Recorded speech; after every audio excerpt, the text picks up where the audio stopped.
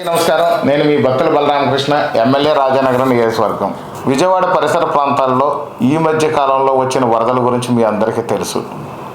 ఈ వరదలు ప్రజలను చాలా అష్టకష్టాలు పెట్టింది.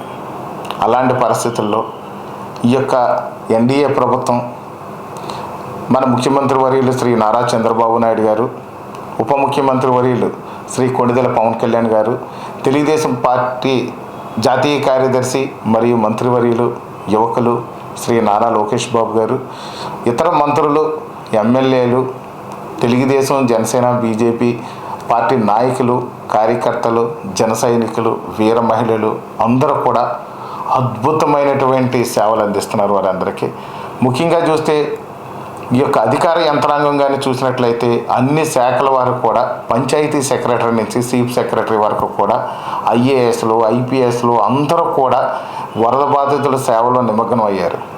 వరద బాధితులు అందరికీ కూడా ఒక్కరికి కూడా ఇబ్బంది పడకూడదు, ఏ ఒక్కరూ ఇబ్బంది పడకూడదని ప్రతి ఒక్కరికి ఈ యొక్క నాణ్యమైనటువంటి ఆహారాన్ని అందించాలని, తాగునీరు సక్రమంగా అందించాలని, అదేవిధంగా చంటిబిడ్డలకు పాలు, బిస్కెట్లు సక్రమంగా అందించాలని, రోగులకు వైద్యం అందించాలని, ఈ యొక్క అన్ని విధాలుగా కూడా ఈ యొక్క వరద బాధితుల సహాయార్థం పూర్తి స్థాయిలో రేయింబవళ్ళు అందరూ ఏకస్తులయ్యి కష్టపడి ఎంతో ప్రాణ నష్టం జరగకుండా ప్రయత్నం చేసింది.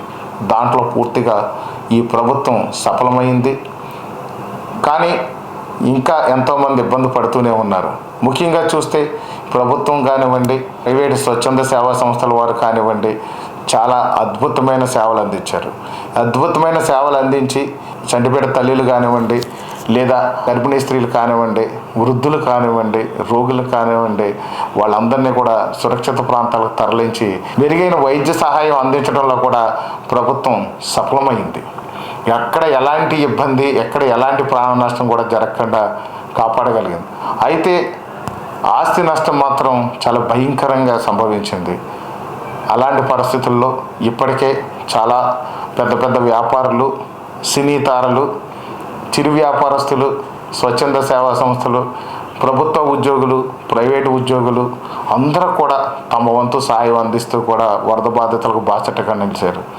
అలాంటి పరిస్థితుల్లో నేను కూడా గత 5 రోజులుగా ఈ వరద బాధితుల సహాయార్థం తెలుగుదేశం పార్టీ కేంద్ర కార్యాలయం, జనసేన పార్టీ కేంద్ర కార్యాలయం ఆదేశానుసారం నేను కూడా గత 5 రోజులుగా కూడా విజయవాడ పరిసర ప్రాంతాల్లో జరిగినటువంటి ఈ వరద బాధితులందరికీ కూడా సహాయార్థం నిలబడ్డాను. నా వంతు నా భోజనం ఏర్పాటు చేశాను, నా వంతు మంచినీళ్ళు ఏర్పాటు చేశాను, పాలు, బిస్కెట్లు అన్నీ కూడా చేసాం, వైద్య సాయం అందించాము. ఎవరైనా బాధితులు ఉంటే, ఎవరైనా ఇబ్బందులు పడుతుంటే పేషెంట్లు కానివ్వండి, లేకపోతే ఏదైనా గర్భిణీ స్త్రీలు, చంటిబిడ్డ తల్లులు, వృద్ధులు ఇలాంటి వాళ్ళది కూడా సురక్షిత ప్రాంతాలకు తరలించాను. పునరావాస కేంద్రాలు తరలించి అక్కడ కూడా వాళ్ళ సేవలు అందించాం. నాతో పాటు నా శ్రీమతి కూడా ఈ కార్యక్రమంలో పార్టిసిపేట్ చేసి దుప్పట్లు అవి కూడా పంచారు, భోజనాలు పంచారు, అన్నీ కూడా చేశారు. ఈ సేవ ఫలితంగా మనవంతుగా వృతాభక్తిగా రాజానగరం నియోజకవర్గం తరఫున నేను నా శ్రీమతి వెళ్ళి సేవలు అందించడం జరిగింది. కానీ అక్కడ పరిస్థితులన్నీ చూస్తే మనసు చలించిపోతుంది. అక్కడ వాళ్ళ బాధలు చూస్తే, ఆస్తి నష్టం చూస్తే చాలా భయంకరంగా ఉంది. ఆహారం కొరత లేకుండా చేయగలిగాము ప్రభుత్వం తరఫున, మంచినీళ్ళు కొరత లేకుండా చేయగలిగాము, వైద్య సదుపాయాలు ఇబ్బంది లేకుండా చేయగలిగాము. ఈ యొక్క ఎవరైతే ఈ చంటిబిడ్డ తల్లులు, లేకపోతే గర్భిణీ స్త్రీలు, వృద్ధులు, రోగులు ఉన్నారో వాళ్ళని కూడా సురక్షిత ప్రాంతాలు పంపించి వైద్యం అందించాం. కానీ వాళ్ళు చాలా విధాలుగా ఆస్తి నష్టం జరిగింది.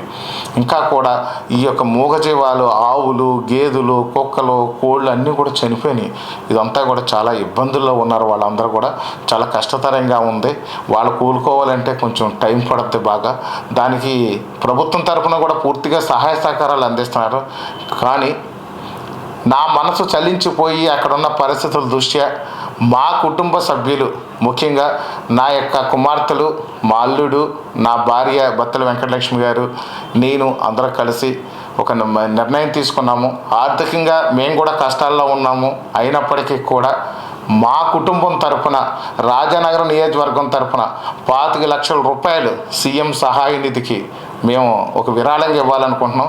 ఈ విరాళం అంతా కూడా మేము పవన్ కళ్యాణ్ గారు ద్వారా, ఈ యొక్క నారా లోకేష్ బాబు గారి ద్వారా సీఎం సహాయ నిధికి ఇవ్వదలిచాము.